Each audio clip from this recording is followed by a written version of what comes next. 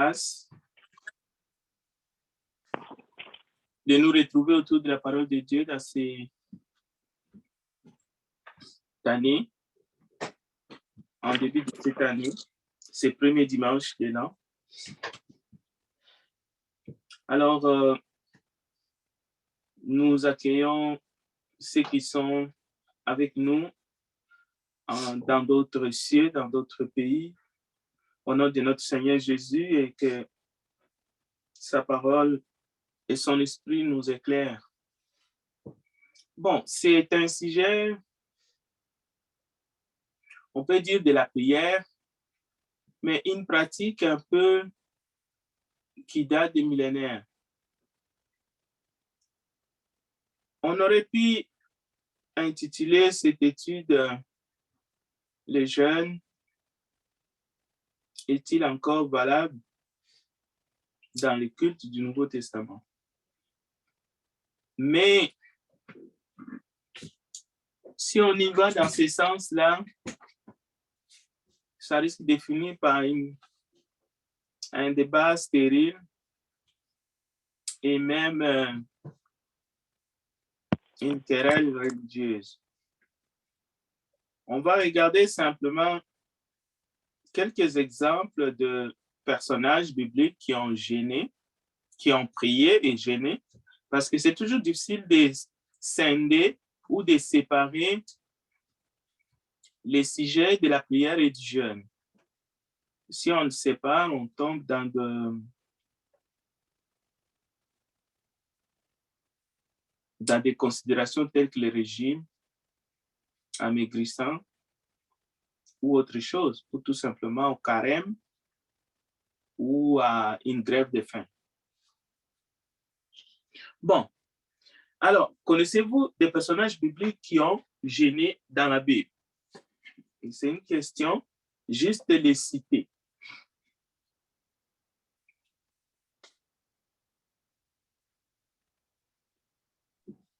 Oui, Jésus-Christ et Moïse ont jeûné pendant 40 jours. D'accord, très bien. Ça, c'est très bien. Quelqu'un d'autre? Quelques exemples de personnes qui ont jeûné dans la Bible? Mardoché et le reste des Juifs ont jeûné pour Esther. Voilà. Très bien. Très bon exemple. En tout cas, il y en a plusieurs personnes. Si on regarde dans l'Ancien Testament, de personnages bibliques qui ont jeûné. Et on peut même trouver cette pratique chez les païens, c'est-à-dire les non-juifs aussi, qui pratiquaient une façon de jeûner qui n'était pas la même que ce qui était pratiqué parmi le peuple de Dieu, qui avait d'autres buts ou d'autres objectifs. D'accord.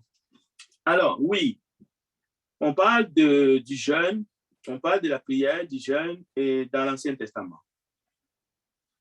Bon, maintenant, dans le Nouveau Testament, oui, on a déjà, Jérémie a donné l'exemple dans le Nouveau Testament de Jésus qui a jeûné, et puis on va voir quelques disciples qui ont jeûné. Dans Luc chapitre 2, d'abord, d'aller plus loin, je vous invite de regarder un sujet controverse entre les disciples de Jean-Baptiste et les disciples de Jésus au sujet du jeûne, qui est notre thème de l'étude biblique ce matin. Matthieu chapitre 9, versets 14 à 17. Celui qui a trouvé, il peut nous lire le texte. Matthieu 9, 14 à 17, s'il vous plaît.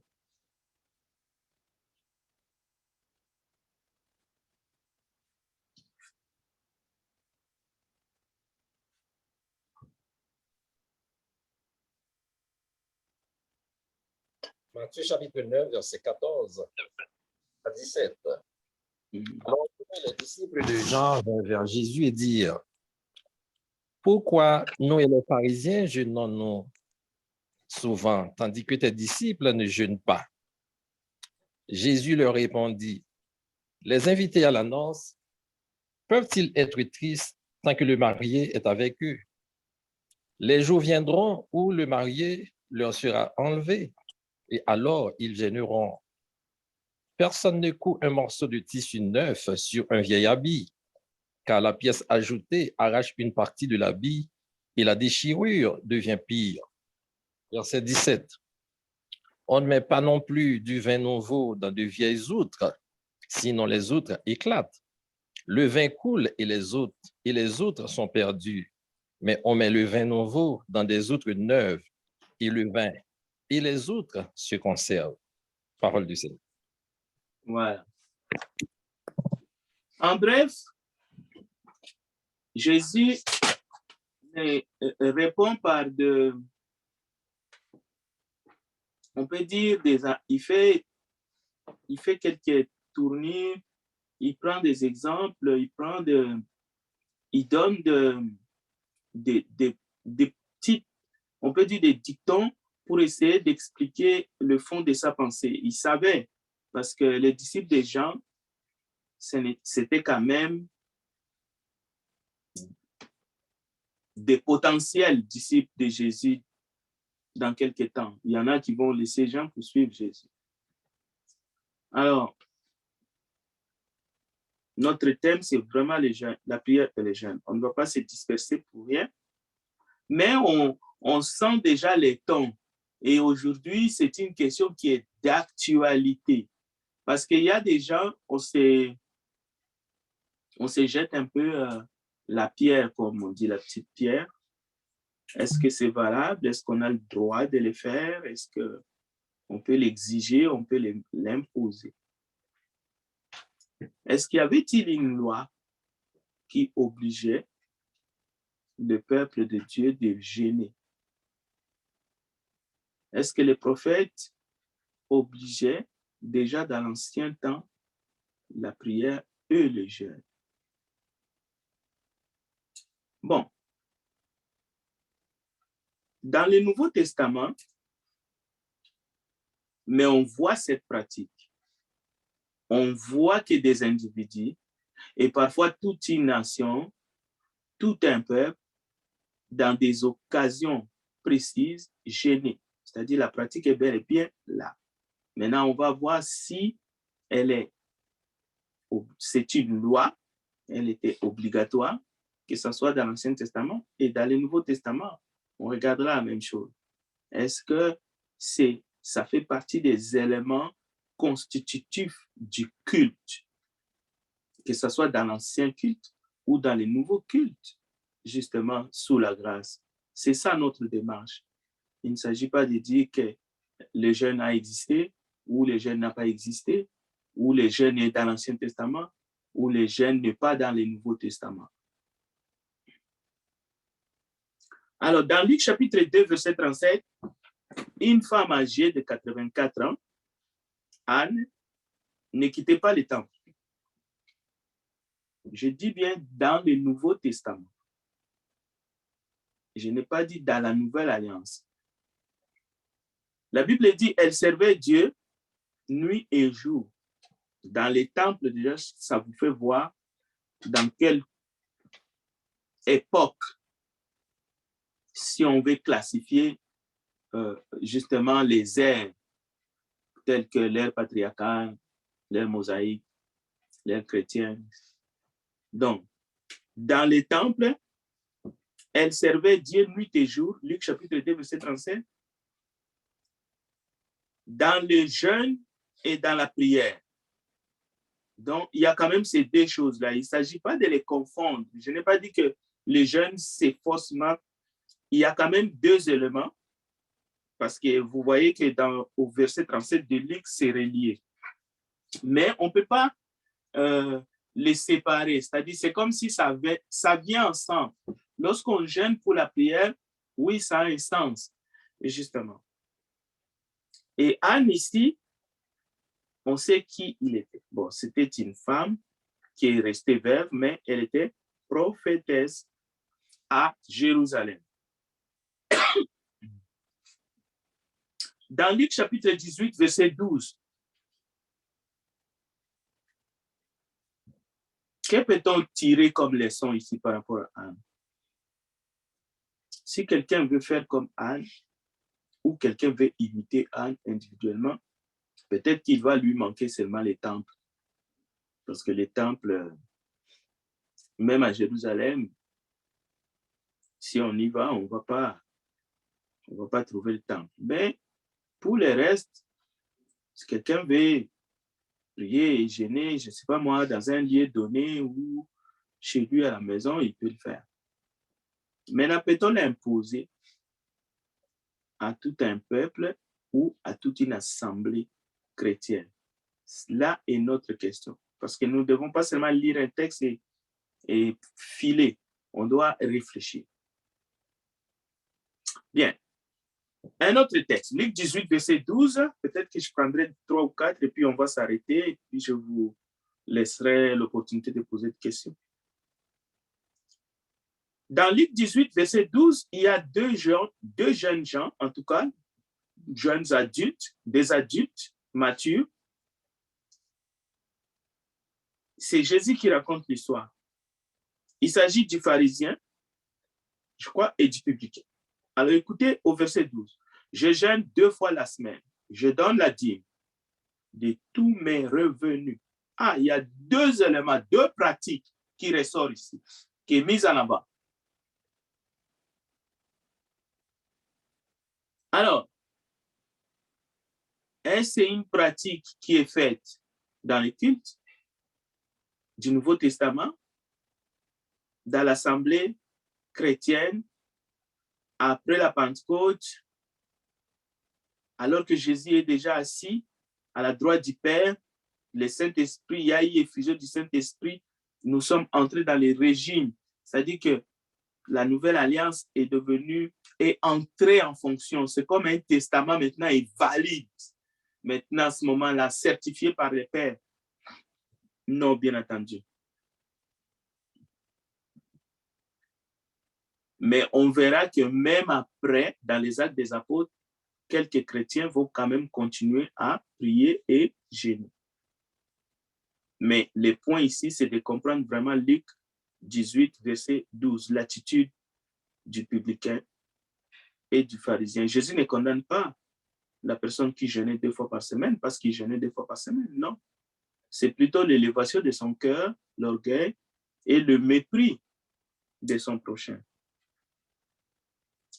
Alors, dans Matthieu chapitre 6, verset 16 à 18, c'est très important. Jésus enseigne, donne un enseignement sur le jeûne. Quelqu'un dira, mais pourquoi Jésus enseigne-t-il sur le jeûne si le jeûne n'est pas si important que ça? Ou si le jeûne ne sert à rien? C'est une belle question. Je vous lis le texte. Lorsque vous jeûnez, ne prenez pas un air triste, comme les hypocrites qui se rendent le visage tout défait,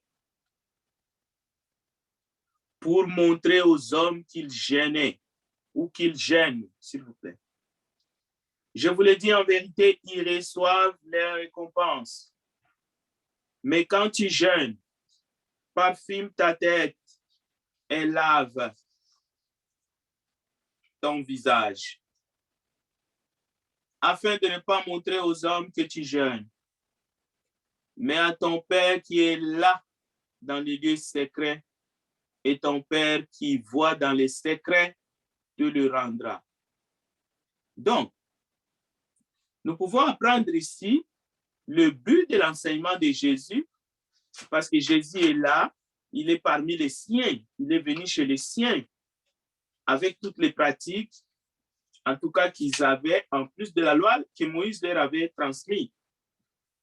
Alors Jésus leur dit, parce que cela était vraiment dans le mœurs, quand les pharisiens et ces gens religieux que Jésus est venu sauver, pratiquaient les jeûnes, ils pratiquaient le formalisme du jeûne, ils présentaient souvent un visage triste. Et on peut même dire toujours un visage triste et défait. Et c'est normal lorsque quelqu'un n'a pas mangé et qu'il s'exhibe devant les gens, ou lorsqu'on est en assemblée, on n'a pas mangé nous tous pendant 3-4. Quand tu regardes sur le visage de ton frère ou de ta sœur à côté, ça fait déjà 21 jours que vous êtes ensemble, vous n'allez que voir un visage long. Pourquoi? On est abattu, on est affamé. Cela veut dire qu'on tombe dans les formalismes religieux. C'est impossible d'avoir un visage huilé alors que vous êtes confiné dans un lieu, soit disant que vous êtes en train de jeûner toute une assemblée pendant 21 jours et que vous êtes allé dans une montagne. Vous allez tous avoir le même visage, l'air triste, non? On ne peut pas faire autrement parce qu'il n'y a pas de douche, de robinet, je ne sais pas, où vous allez aller vous désaltérer pour essayer d'avoir un visage tel que Jésus enseigne. Mais vous pouvez vous enfermer chez vous. Personne ne vous verra, même pas vos propres enfants.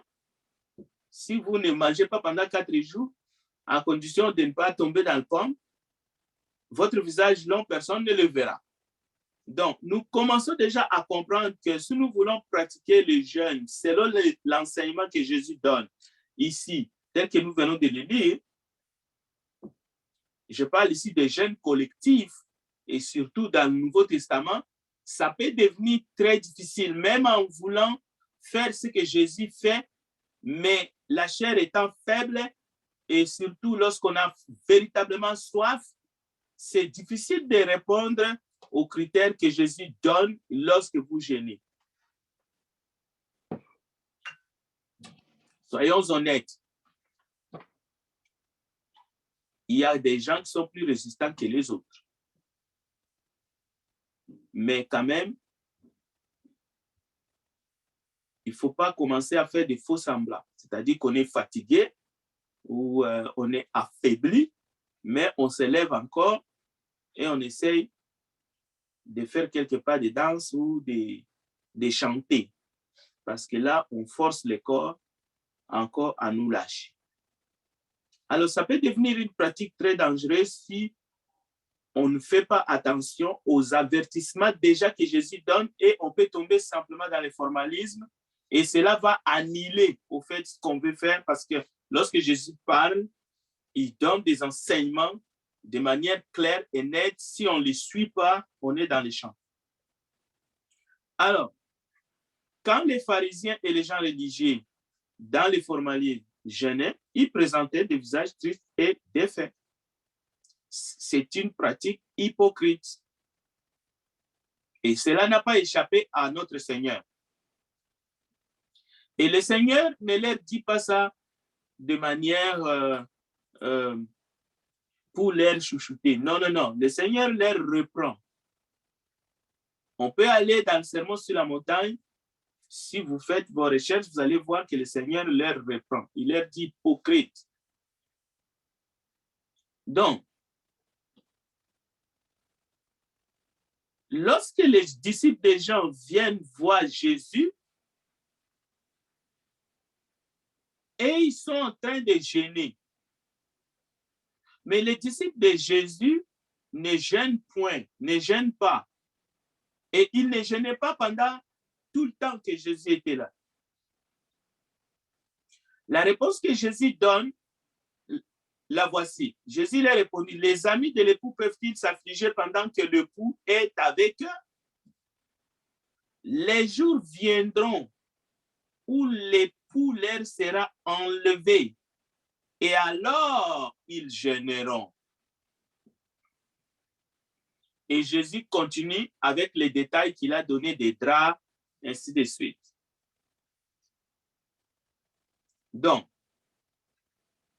selon les contextes, et ces contextes étaient un contexte de l'ancien culte et pas du nouveau. C'était un contexte juif, rabbinique, sous la loi de Moïse. Jésus n'est pas encore mort et ressuscité. Alors, Jésus leur donne des exemples qui sont clairs. Il parle même du vin. On ne met pas le vin nouveau dans des outres. Voilà, on ne met on met les vins nouveaux dans les outres neuves. Et le vin et les outres se conservent. Donc, dans ce contexte-là, les disciples de Jean-Baptiste jeûnaient. Ceux de Jésus ne s'abstenaient pas de manger, continuaient à manger. En tout cas, au moins de son vivant. Ils vont revenir dans cette pratique quand Jésus leur sera enlevé. C'est ce qui est dit dans les textes. Et je vous donne une autre référence, c'est Marc chapitre 2, verset 18 à 20. Donc, déjà à ce niveau, il ne faut pas extrapoler. Il ne faut pas extrapoler, c'est-à-dire tirer le texte et aller le placer dans l'Église lorsque vous vous assemblez, par exemple, dans 1 Corinthiens chapitre 14 ou bien tout simplement dans 1 Corinthiens chapitre 11 ou même dans Actes des Apôtres chapitre 2, verset 38 à 32, après qu'il y a eu, après la prédication de Pierre, après l'effusion du Saint-Esprit. Il ne faut pas aller placer ça là. Les choses dans lesquelles les premiers disciples dans l'Église du Christ, dans lesquelles les disciples persévéraient. Il ne faut pas aller placer les jeunes là-dedans, parce que là, vous extrapolez.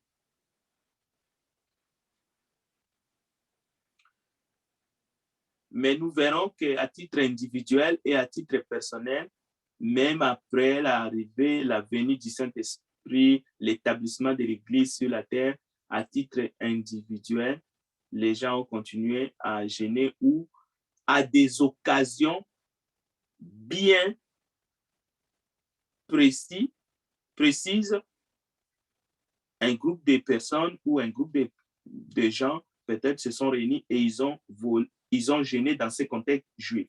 Mais on verra maintenant, on va aller chercher, y a-t-il un commandement? Y a-t-il une loi de Christ qui impose cette pratique à l'Église du Seigneur Jésus-Christ?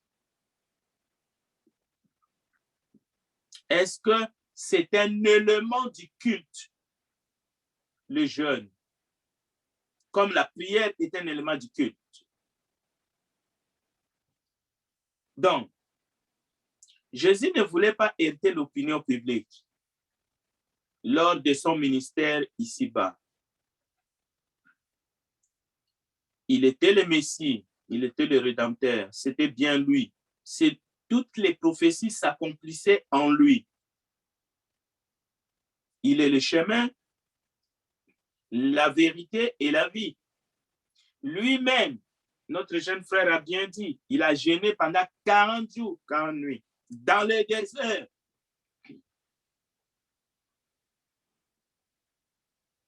Alors, mais à côté de Jésus, en personne, avec ses disciples, Jésus est là, le Sauveur est là, le Messie est là, le Libérateur est là, le jeune est absent.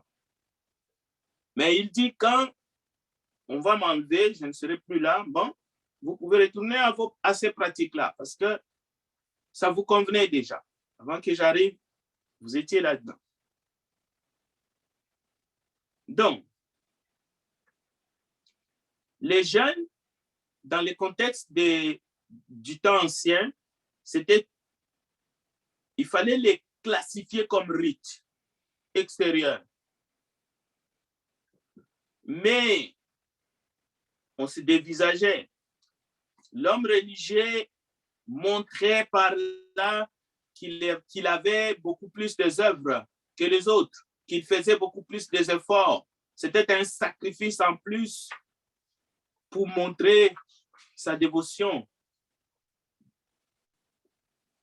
pour être vu des hommes, pour acquérir du mérite aux yeux des autres. Jésus, certes, en respectant la loi de Moïse, mais en condamnant l'excès de tradition et le formalisme, il va dire non, attention, l'expression de vous humilier, d'humilier vos âmes, toutes ces choses-là, vous devez faire attention.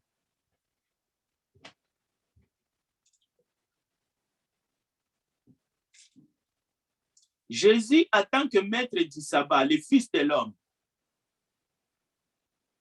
il est venu faire de sorte que toute chose soit nouvelle. C'est pour cela que Jésus dit, les jours viendront où l'époux leur sera enlevé, alors ils gêneront en ces jours-là. Qu'est-ce que cela signifie? Est-ce que c'est le retour au traditionnalisme juif que Jésus condamne dans Marc chapitre 7 ou une nouveauté, même dans les cas de tristesse, mais une tristesse profonde que lui-même, le Christ, a souffert dans Luc chapitre 24, verset 7. Écoutez, il y a des circonstances que je n'aimerais pas occulter ici. Il y avait dans l'église d'Antioche des prophètes et des docteurs. Barnabas,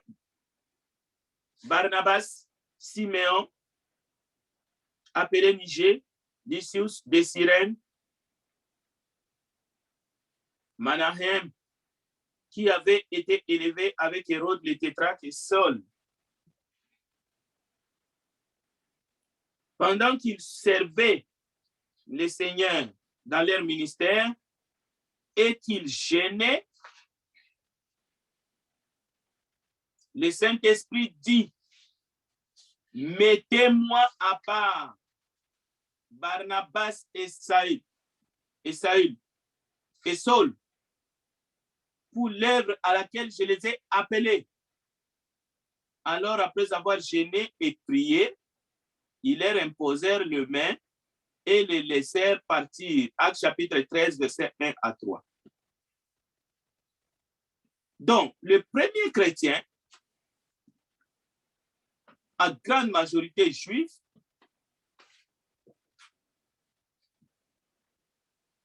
ils ont gardé cette habitude de jeûner. Mais comme ils ont gardé aussi l'habitude de fréquenter les synagogues et même de monter au temple,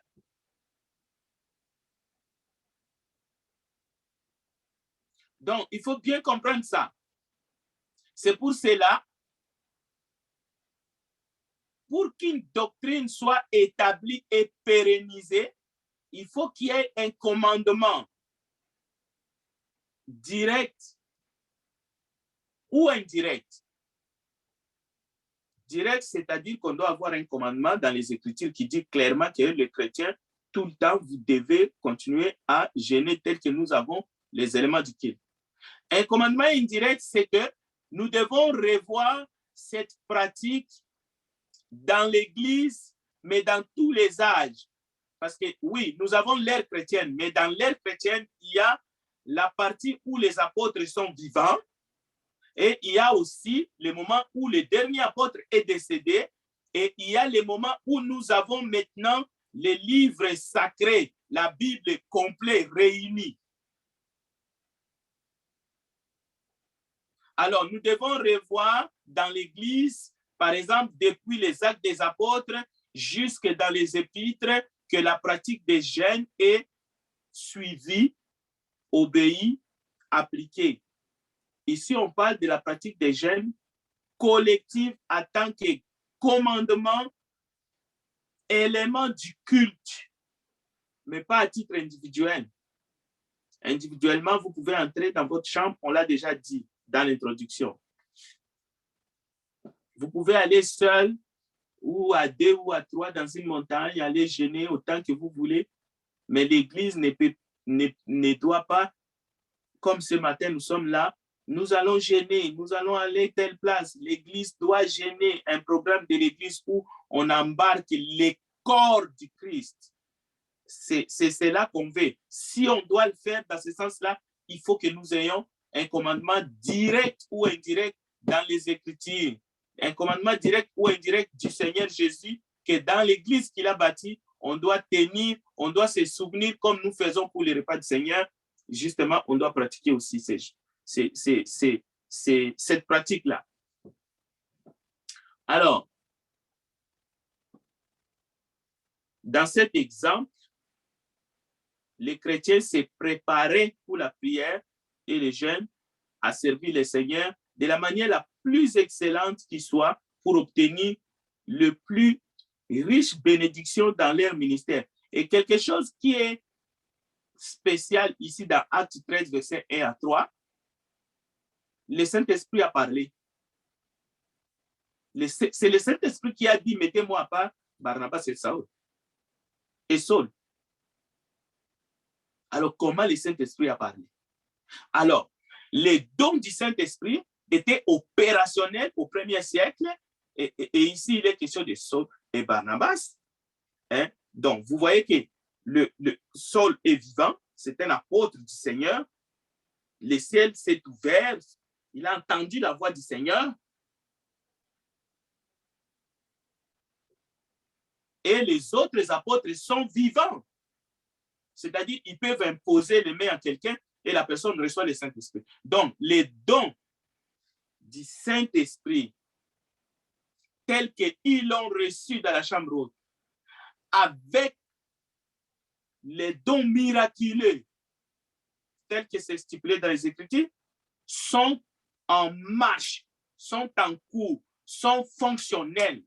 Cela veut dire que Pierre peut monter au temple et arriver à la porte, appeler la belle et voir un extropié qui est là et il lui dit, je n'ai rien à te donner, c'est que j'ai. Au nom du Seigneur Jésus-Christ, lève-toi et marche. Trac! La personne se met debout et commence à marcher. Cela veut dire que le don miraculeux est en fonction. Alors, ici, exactement, dans cette assemblée-là, le Saint-Esprit apparaît. Alors, en Matthieu 17, verset 21, Jésus, après avoir parlé sévèrement aux démons, il fit sortir de l'enfant ces démons, l'enfant lunatique. Les disciples qui n'avaient pas pu guérir l'enfant, je vous donne le texte. Jésus les reproche. Parce que pour Jésus, ils sont incrédules. C'est pour ça qu'ils n'ont pas pu chasser ces démons-là qui étaient dans cet enfant-là.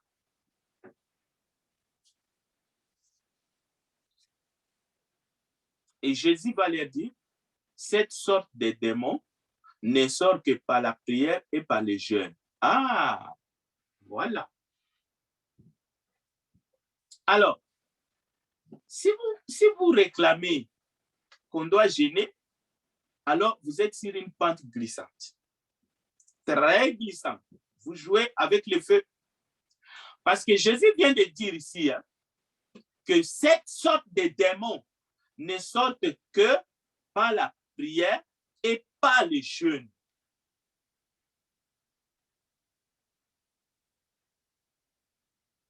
Nous savons par contre que Jésus a donné à ses disciples, lorsqu'ils sont allés en stage, le pouvoir de guérir le malade et de chasser les démons. Et il a même dit que ceux qui croiront et qui seront baptisés, non seulement ils parleront en langue, ils chasseront les démons. J'ai déjà une question d'un frère, je sais qu'il est là avec nous en ligne, que je répondrai dans les jours à venir. Peut-on chasser les démons de nos jours? Mais une chose est sûre, Jacques dit,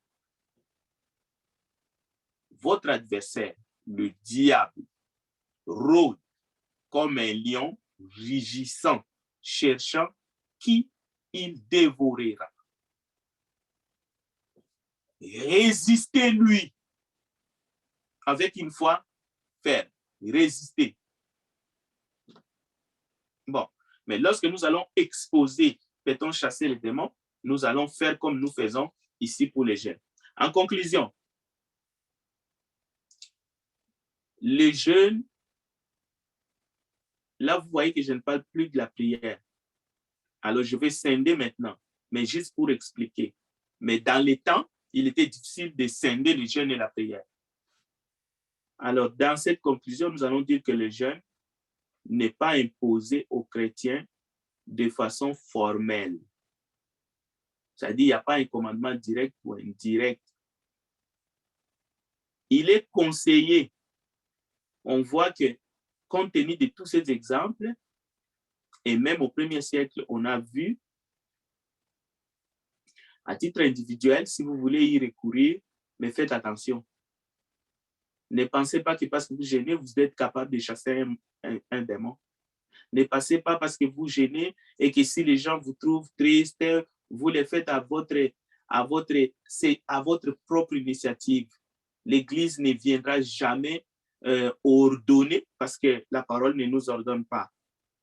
Alors, ne pensez même pas parce que vous vous humiliez que vous allez obtenir l'exaucement comme les Juifs. C'est hypocrite. La Bible nous dit, par des actions de grâce, les chrétiens est reconnaissant, il rend des actions de grâce à Dieu qui exauce les prières en toutes choses et avec joie. Dieu ne nous demande pas de nous approcher de lui avec tristesse, avec une figure longue, meurtrie, de faim, de soif. Non. Réjouissez-vous, la parole nous dit. Et la Bible nous dit, je vais lire le texte, faites connaître vos besoins à Dieu par des prières et des supplications avec des actions de grâce et non avec des jeûnes. Philippiens chapitre 4, verset 6. Alors, je retourne la parole à notre frère bien-aimé Jérémie Dorsan pour essayer de voir s'il y a quelques questions. Merci beaucoup de m'avoir écouté.